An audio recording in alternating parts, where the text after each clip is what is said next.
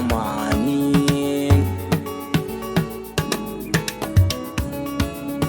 Yan zamani halin yana damuni kun gani, yau da ni gobe ni na san bani, zai zamo bani ko da ni ma ba a yi da ni.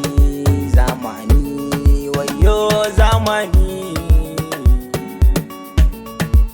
zamani na Allah ne, zancen nan hakun ne, Allah shi ke nufi a rashi ko samu ne. Allah muka roƙa ɗaukakar mu gaban koma waye da zamani. Kun ji sunana in ka ce kabir haka ne, yaro na kanawa sannan ni dan burget ne. Gaishe kuma so ya kwanar da banan asali na ne, ni mai waka ne, ni na sarkin waka ne mai zamani. Ni na ga wani in ka gan shi kamar gwani, sai ce da ni wai banda zamani.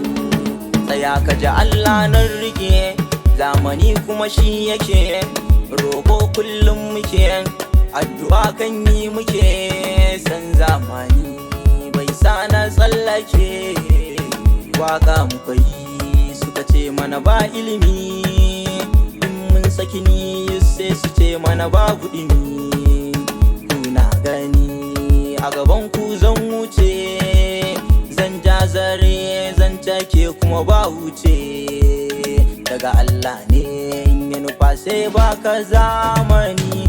Ikon Allah ne dutse a ruwa sai ya yi gumi.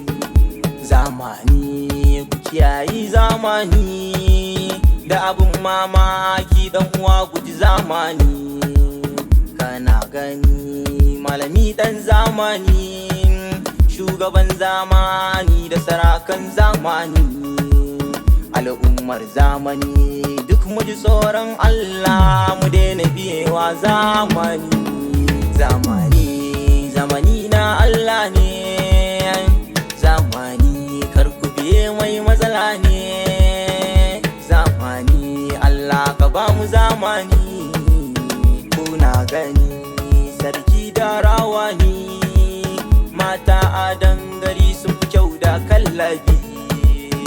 Uban gori kuma waka zanayi, zamani Allah ka nufa a yi da ni.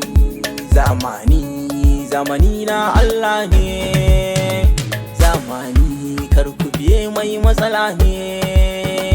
Zamani Allah ka nufa a yi da ni.